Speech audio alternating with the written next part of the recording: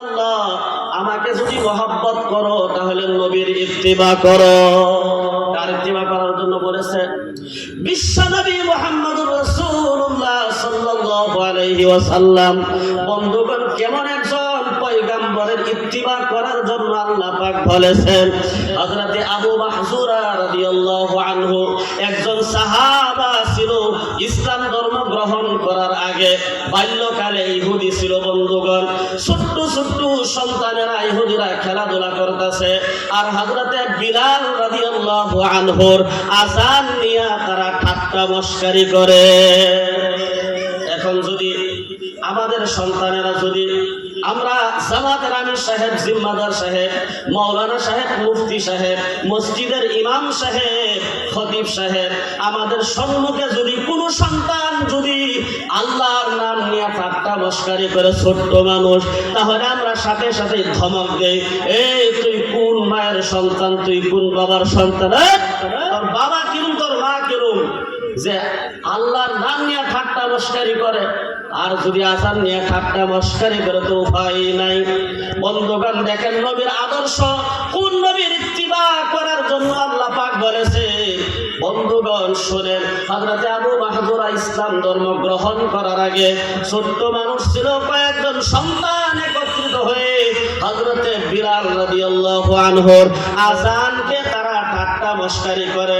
কয়েকজন সাহাবা, কিতাবের মাধ্যমে লেখা, কয়েকজন সাহাবা নবীর সাথে যখন সফরের মাধ্যমে ঘোরাফেরার জন্য বের হয়েছে। বন্ধুগণ, আল্লাহর নবী সাল্লাল্লাহু আলাইহি ওয়াসাল্লামকে সাহাবায়ে কেরাম বললেন, নবীজি শুনেন, বিলালের আওয়াজ নিয়ে, বিলালের আযান নিয়ে, কণ্ঠ নিয়ে এই যে সাধারণ বাচ্চারা ইহুদিরা তারা ঠাট্টা মশকারি করে। নবী বলে, ধমক দিস না, ধমক দিস না, আমাকে শুনতে দাও, আমাকে শুনতে দাও। যখন আযানের আওয়াজগুলো শুনে দেখে ওই কয়েকজন ছোট্ট ছোট্ট বাচ্চার মাধ্যমে একজন সন্তানের আওয়াজটা অনেক কণ্ঠ সুন্দর। নবীজি ডাক দিয়েছে, সাহাবা ওই বাচ্চাগুলাকে ধরো। যখন বলছে ধরো, সবাই পালায় ধর, জোরসে দৌড় দিছে। নবী বলতেছে, দৌড় দিস না, তোদেরকে মারার জন্য আমি ধরতে বলি নাই। সাহাবায়ে কেরাম বলছেন, যার কারণে আল্লাহ পাক সারা দুনিয়া সৃষ্টি করেছে, যার অন্তরের মাধ্যমে শুধু মহব্বত, ভালোবাসা, এই নবী কখনো কাউকে মারার জন্য হুকুম দিতে পারে না। বাচ্চা মানুষ আরবি ভাষা বুঝতে দাঁড়ায় গেছে। দাঁড়ানোর পর নবী বলতেছে, তোমাদের মাধ্যমে কার কণ্ঠটা অনেক সুন্দর? সবাই আঙ্গুল দেয়া দেখায় দেয়, তার তার এবার দেখায়। যখন সবাই আঙ্গুল দেয়া দেখায় দেয়, এই যে আমার ভাইয়ের কণ্ঠটা অনেক সুন্দর, সকলেই তাকায়া দেখতেছে, সাহাবায়ে কেরাম তাকায়া রয়েছে। ওই বাচ্চাটাকে যখন আঙ্গুল দিয়া সকলে ইশারা করেছে, হুজুর হে, ওই মানুষটার, ওই বাচ্চার কণ্ঠটা অনেক সুন্দর। আযানের শব্দগুলো যখন বলেছে, আযান তো দিতে পারে না, কিন্তু শব্দটা সে দিতে পারেছে। ওই শব্দগুলো দেওয়ার জন্য যে আওয়াজটা তার কণ্ঠ থেকে বের হয়েছে, নবী বলেন, সাহাবা তোমরা জানো না আমার নবীর দিলটা ঠান্ডা হয়ে গেছে। বলতেছেন, তোমার কার কণ্ঠ ভালো? ওই বাচ্চাটাকে বললো, তোমার কণ্ঠ অনেক ভালো। বলতেছে, ইয়া রাসূলুল্লাহ, আমার কণ্ঠ ভালো না। মনে করছে নবী কোন কথাই বলে। বলতেছে, তুমি আযানটা সুন্দর করে দাও। বলেন, ইয়া রাসূলুল্লাহ, আমি মুসলমান না, ইহুদির বাচ্চা আমি, আমার বাবা মুসলমান না, আমি আযান কোথা থেকে শিখবো? ইয়া রাসূলুল্লাহ, আমি আযান দিতে পারি না, আযান দিতে পারি না। দেখেন নবীর কত সুন্দর আদর্শ। কোন নবীর ইত্তিবা করার জন্য বলেছেন। কলিমার সাথে নবীর নাম না থাকলে কলিমা কমপ্লিট হয় না। নবীর জিন্দেগি যদি আমাদের মুসলমানদের জিন্দেগির মাধ্যমে না থাকে, আমরা কখনোই কমপ্লিট মুসলমান বলে বলতে পারবো না। আল্লাহর নবী বলেন, দেখেন আদর্শ কত সুন্দর। বলতেছে, তুমি আযান দাও। বলে, আমি ইহুদির বাচ্চা, আমি আযান দিতে পারি না। বলতেছে, আমি আযান তোমাকে শিখায়া দিব। সুবহানাল্লাহ। নবী বলতেছেন, তোমাকে আযান আমি শিখায়া দিব। বলতেছেন, আমার সম্মুখে আসো। খুব খেয়াল করে কথাগুলো শুনবেন। আমাদের জিন্দেগি নবীর জিন্দেগির সাথে মিলে না, না মিলে, যদি না মিলে, এখনো সময় আছে, আমাদের জিন্দেগির সাথে নবীর জিন্দেগি মিলানো দরকার আছে। বন্ধুগণ, নবী তার হাতে মাথার মাধ্যমে হাত রাইখা দিছেন, মাথার মাধ্যমে হাত রাইখা রাখতেছেন, আমার সাথে তুমি কলিমাটি বলো। বলতেছেন আল্লাহু আকবার, আল্লাহু আকবার। এইভাবে আযানের শব্দগুলো যখন তার কানের মাধ্যমে দিলেন নবী, তার মাথার মাধ্যমে নবীর কুদরতি হাত যখন রাইখা দিয়া আযানের বাক্যগুলো যখন নবী বলতেছে, ওই বাচ্চাটার সাথে সাথে নবীর সাথে সাথে আযান দিতেছে। আযান শেষ হয়ে যাওয়ার পর আল্লাহর নবী বলেন, হে আমার আল্লাহ, আমি আযানটা তার কানের মাধ্যমে পৌঁছায় দিলাম, আল্লাহ তুমি তার দিলের মাধ্যমে তুমি লাগায়া দাও। জিগাইতেছে, শোনো তুমি কি আযানটা মুখস্থ করেছো? বলে হ্যাঁ হুজুর, আমার তো আযানটা মুখস্থ হয়ে গেছে। বলে যাও যাও যাও যাও, তোমাকে আযান শিখায় দিলাম। ওই যে ইহুদির সন্তান, দেখেন তার মেধা কতটুক ভালো, বলতেছেন ইয়া রাসূলুল্লাহ, আপনি আমার মাথার উপরে হাত রেখেছেন, আপনি আমার মাথার উপরে হাতটা যখন বোলাইছেন, আগে আপনাকে আমি দেখতে দুশমন মনে করতাম, আপনার চেহারা আমার ভালো লাগতো না, আপনাকে দেখা আমার পছন্দ হইতো না। যেই সময় আপনি আপনার হাতটা আমার মাথার মাধ্যমে রাখা দিলেন, নবী হে, এখন থেকে আপনার চেহারাটা আমার সুন্দর আদর্শ মনে হলো, আপনার চেহারাটা আমার ভালো লাগা আরম্ভ হয়ে গেছে। নবী হে, আমি আজকে যাইতে চাই না, মৃত্যু পর্যন্ত আপনার গোলাম হতে চাই। সুবহানাল্লাহ। নবীর চেহারা কত সুন্দর ছিল, নবীর চেহারার দিকে তাকাইলে সকলে ইসলাম ধর্ম গ্রহণ করে ফেলতো। তাই নবী বলেছেন, আমার আদর্শ তোমার জিন্দেগির মাধ্যমে মিলাও। নবী বলেছেন, ওয়া আহসানা মিন কালাম তারাকাতু আইনি ওয়া আজমালা মিন কালাম তালিদিন নিসাউ খলিকতা মুবাররাআন মিন কুল্লি আইবিন কাআন্নাকা কাদ খুলিকতা কামা তাশাউ। আল্লাহ তাআলা ওই কবি ওই বাক্যের মাধ্যমে, তার কবিতার মাধ্যমে কথাটাই বলতে চাইছে যে আল্লাহ তাআলা দুনিয়ার মাধ্যমে এমন একজন মানুষ দুনিয়ার মাধ্যমে পাঠাইছে, যেন সে পছন্দ করে করে করে করে সকল তার বডিটা নিজে পছন্দ করে, হাতটা পছন্দ করে নিছে, পাউডা পছন্দ করে নিছে, চক্ষু দুইটা পছন্দ করে নিছে, এইভাবে ভালো ভালো বস্তু নিজে পছন্দ করে। এমন দ্বিতীয়টা আরেকটা মানুষ দুনিয়ার মাধ্যমে আমি দেখি নাই, যে নবীর মতো নাও কেউ দুনিয়ার মাধ্যমে এসেছে। খলিকতা মুবাররাআন মিন কুল্লি আইবিন কাআন্নাকা কাদ খুলিকতা কামা তাশাউ। নবীর মাধ্যমে কোনো আয়াব ছিল না, নবী সমস্ত আয়াব থেকে পবিত্র ছিলেন। সুবহানাল্লাহ। তাহলে আমার বলার উদ্দেশ্য হলো, কুল ইন কুনতুম তুহিব্বুনাল্লাহ ফাত্তাবিউনি ইউহিব্বুকুমুল্লাহ। আল্লাহর ভালোবাসা, নবীর ইত্তিবা যদি আপনার জিন্দেগীর মাধ্যমে থাকে, নবীর ইত্তিবা করা হইলে মুখের মাধ্যমে দাড়ি নবীর সুন্নাত থাকতে হবে। নবীর ইত্তিবা যদি আমরা করি, নবী যা কিছু শরীয়ত মোতাবেক দুনিয়ার মাধ্যমে রেখা গেছে তার মাধ্যমে আমল করতে হবে, নামাজ পড়তে হবে, সুন্নতের উপরে আমল থাকতে হবে। সুবহান দিয়ে মিথ্যা কথা বলা যাবে না, মানুষের কল্যাণ করতে হবে, উপকার করতে হবে, মানুষের সাথে দুশ্মনী কখনো করা যাবে না, ভাইয়ের সাথে ভাই মন্দির মহাব্বত থাকতে হবে, স্বামী স্ত্রী মহাব্বত থাকতে হবে। আল্লাহ নবী কত বড় কথা বলেছেন, আর দুনিয়া সিজনুল মুমিন ওয়া জান্নাতুল কাফির। দুনিয়া মুমিনের জন্য জেলখানা, কাফিরের জন্য বালাখানা। তবে দুনিয়াটা জান্নাত নয়, জান্নাত নয়। যে ঘরের মাধ্যমে স্বামী স্ত্রী মহাব্বত আছে, আল্লাহর নবী বলেন ওই ঘরটা দুনিয়ার মাধ্যমে জান্নাতের সমান। সুবহানাল্লাহ। আল্লাহর নবী বলেন, আল্লাহ তাআলা বলেন, আমার মহাব্বত যদি আছে তোমার জিন্দেগীর মাধ্যমে, আর নবীর ইত্তিবা যদি আছে তোমার জিন্দেগীর মাধ্যমে, এই সময় যদি তুমি আমার কাছে কিছু দোয়া করো, আল্লাহ তাআলা নিজেই আয়াতের মাধ্যমে বলতেছেন, ইন কুনতুম তুহিব্বুনাল্লাহ ফাত্তাবিউনি ইউহিব্বুকুমুল্লাহ ওয়া ইয়াগফির লাকুম যুনুবাকুম ওয়াল্লাহু গফুরুর রহিম। দুইটা ভালোবাসা যদি একত্রিত হয়ে যায়, নবীর ভালোবাসা যদি তোমার জিন্দেগীর সাথে কানেকশন হয়ে যায়, আল্লাহর ভালোবাসা যদি আমাদের জিন্দেগীর মাধ্যমে কানেকশন হয়ে যায়, আল্লাহ তাআলা নিজে বলতেছেন, এরপরে বান্দা যদি আমার কাছে ক্ষমা চায়, একবার যদি ক্ষমা চায়, আমি আল্লাহ তাআলা তার সাথে সাথে সমস্ত জিন্দেগীর গুনাহগুলো মাফ করে দেয়। আল্লাহর ভালোবাসা যদি না থাকে, যতই তওবা করেন কাম হবে না। নবীর ভালোবাসা ভালোবাসা যদি না থাকে, যতই তওবা করেন বন্ধুগণ কাম হবে না। নবীর ভালোবাসা নিয়ে, আল্লাহর ভালোবাসা নিয়ে একবার যদি আল্লাহকে বলেন আল্লাহ আমাকে মাফ করে দাও, আল্লাহ বলেন যা বান্দা আমার ভালোবাসা নবীর ভালোবাসা নিয়ে হাত বাড়ায় তুই দোয়া চাচ্ছ, আমি আল্লাহ তাআলা তোমার গুনাহগুলো মাফ করে দিলাম। একটা হাদিস তেলাওয়াত করেছিলাম, বলবার চেষ্টা করব। কালান নবী সাল্লাল্লাহু আলাইহি ওয়া আলিহি ওয়া সাল্লাম,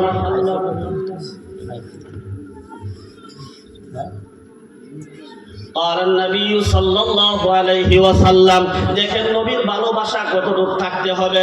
লা ইউমিনু আহাদুকুম হাত্তা আকুনা হাব্বা ইলাইহি মিন ওয়ালিদিহি ওয়া ওয়ালাদিহি ওয়ান নাসি আজমাইন। আমাদের পরিচয় আছে, কেউ যদি জিজ্ঞাসা করে ভাই তোমার নাম কি, বলে আমার নাম আব্দুর রহমান, আমার নাম হলো আব্দুল্লাহ আব্দুল মুতালিব। বলে তুমি জাতি কি, বলে জাতি মুসলমান, মুসলমান এলাকার মাধ্যমে বসবাস করি, আমার আধার কার্ডের মাধ্যমে নাম মুসলমান, ভোটার আইডির মাধ্যমে নাম হলো মুসলমান। বন্ধুগণ এইভাবেই তো আমাদের পরিচয়, কিন্তু আল্লাহর নবী সাল্লাল্লাহু আলাইহি ওয়াসাল্লাম বলেন এইভাবে পরিচয় দিলেই তুমি মুসলমান হয়ে যাইবা না। লা ইউমিনু আহাদুকুম হাত্তা আকুনা হাব্বা ইলাইহি মিন ওয়ালিদিহি ওয়া ওয়ালাদিহি ওয়ান নাসি আজমাইন। তুমি কখনো মুসলমান হইতে পারলা না, তুমি কখনো ঈমানদার নয় যতক্ষণ পর্যন্ত তুমি নিজের চাইও, তোমার নিজের সন্তান চাইও, তোমার নিজের ঘরের স্ত্রীও চাইতেও, নিজের পিতা মাতার চাইতেও, অর্থাৎ সারা দুনিয়ার চাইতেও যদি তুমি নবীর ভালোবাসা, নবীকে সবচেয়ে বেশি মহব্বত না করো, ততক্ষণ পর্যন্ত তুমি ঈমানদার হইতে পারতা না। নবীর কথাগুলো যদি সত্য হয়, আমরা যদি বলি আমার দিলের মধ্যে নবীর ভালোবাসা আছে, এই ভালোবাসা শুধুমাত্র মুখের দ্বারা প্রকাশ করে বেড়ায়ও কোনো লাভ হবে না, যতক্ষণ পর্যন্ত নবীওয়ালা কাছের মাধ্যমে আমাদের জিন্দেগিরা যদি না লাগে। বন্ধুগণ, লা ইউমিনু আহাদুকুম হাত্তা আকুনা আহাব্বা ইলাইহি মিন ওয়ালিদিহি ওয়া ওয়ালাদিহি ওয়ান নাসি আজমাইন। বন্ধুগণ, নবীর ভালোবাসাটা আমরা তখনই বুঝবো, আল্লাহর ভালোবাসাটা তখনই বুঝবো যদি আমাদের জিন্দেগির মাধ্যমে দুইটা ইলমের জ্ঞান থাকে। কয়টা ইলমের গো? কারণ নবী সাল্লাল্লাহু আলাইহি ওয়াসাল্লাম, দেখবেন মানুষ কিছুদিন নামাজ পড়া নামাজ বাদ দেয়, তার কারণ কি? মানুষ ইবাদত বন্দেগীর মাধ্যমে মজা আসে না, তার কারণ হলো ধোঁকা সব সময় দেওয়া যায় না। বন্ধুগণ, যে মানুষটা নামাজ পড়তে গেলে কোরআন তিলাওয়াত করতে জানে না, নামাজের মাসলা মাসাইল যে মানুষটা জানে না, শিখার জন্য কোনো চেষ্টাও করে না, সে নিজে তো জানে আহারে আমি তো কিচ্ছু জানি না, শিখবার চেষ্টাও করি না, এইভাবে তো নামাজ পড়লে আমার নামাজ হবে না, এই চিন্তা ফিকির নিয়ে কিছুদিন পর নামাজ ছেড়ে দেয়। বন্ধুগণ, আল্লাহর নবী কথা মতাই যদি আমরা জিন্দেগির মাধ্যমে আসতো, আল্লাহর নবী বলেন কালান নবী সাল্লাল্লাহু আলাইহি ওয়াসাল্লাম, কালান নবী সাল্লাল্লাহু আলাইহি ওয়া আলিহি ওয়াসাল্লাম, তারাকতু ফীকুম আমরাইন লান তাদিল্লু মা তামাসসাকতুম বিহিমা কিতাবাল্লাহি ওয়া সুন্নাত রাসূলি।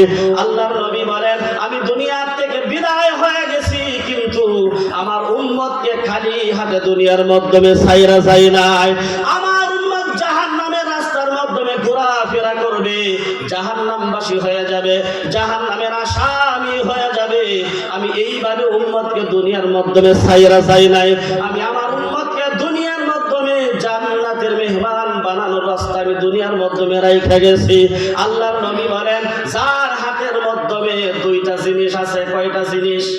দুইটা জিনিস আছে, সে কখনো লান তাদিল্লু মা তামাসসাকতুম বিহিমা, সে কখনো গুমরাহ হতে পারে না। যার হাতের মাধ্যমে দুইটা হাতিয়ার থাকবে, সে কখনো জাহান্নামী হতে পারে না। আল্লাহর নবী বলেন ওই দুইটা জিনিস হলো, এক নাম্বার হলো কিতাব আল্লাহ, দুই নাম্বার হলো সুন্নাত রাসূলুল্লাহ সাল্লাল্লাহু আলাইহি ওয়াসাল্লাম।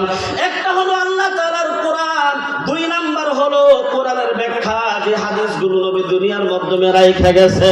মানুষ যদি আমরা হাদিসের ইলম জ্ঞান যদি আমাদের জিন্দেগির মাধ্যমে বানতে পারতাম, অর্থাৎ কোরআনের জ্ঞান যদি আমাদের থাকতো, তাহলে আমাদের আজকে যে দুর্দশা, এই দুর্দশা কখনোই হইতো না, মসজিদগুলো খালি কখনোই হইতো না, ইমাম সাহেব মুয়াজ্জিন মুসল্লি 2-3 জন বিশাল আকার বড় মসজিদ, কিন্তু মুসল্লি নাই।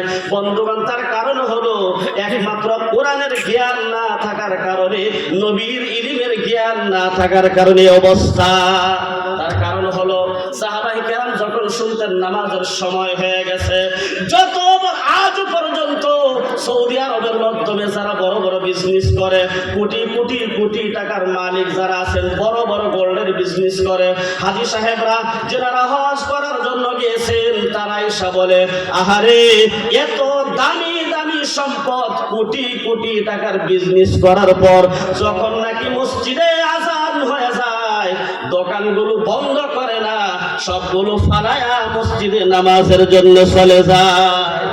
আর আমার অবস্থা, আজান যখন হইছে মসজিদ, কাস্টমার দুই যাইছে, আচ্ছা এক রাত জ্বালিয়ে জাগা, 2টা কাস্টমার বিদায় কইরাই রইল। খেতের ফালা যদি উঠতেছে, মাগরিবের আজান হয়ে গেছে, আহারে 500 টাকা হাজিরা কামলা লইছি, 2 হাত টাকা বাড়ি রইছে, আচ্ছা নামাজটা পরেই পড়ব না, পালাটা উঠতেই রইল। এই তো আমার অবস্থা। তাদের অবস্থা আমাদের অবস্থা দেখেন। নামাজের গুরুত্ব আমাদের জিন্দেগির মাধ্যমে নাই। নামাজকে আমরা নামাজ মনে করি না। অর্থাৎ আল্লাহ নবী সাল্লাল্লাহু আলাইহি ওয়াসাল্লাম দুনিয়ার থেকে বিদায় হওয়ার সময় সাকরাত শুরু হয়ে গেছে। আল্লাহ নবী সাল্লাল্লাহু আলাইহি ওয়াসাল্লাম তার 2খানা চোখের কোণা দিয়া পানি পড়তেছে। আম্মা জান আয়েশা রাদিয়াল্লাহু আনহা বলেন, ইয়া রাসূলুল্লাহ, আপনার চোখের কোণার মাধ্যমে পানি বুঝতে পারলাম না। ওই আয়েশা রাদিয়াল্লাহু আনহা নবীর মুখের কাছে কানটা নিয়ে শুনতেছে।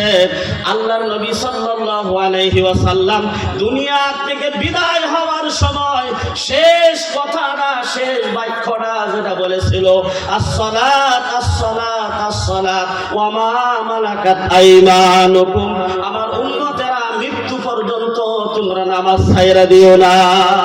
2 নাম্বার হলো, তোমার বাড়ির মাধ্যমে কোনো মজদুর যদি মজদুরি করে, কর্মচারী করে, তার শরীরের ঘাম শুকানোর আগে তার বেতন আদায় করিয়া দাও।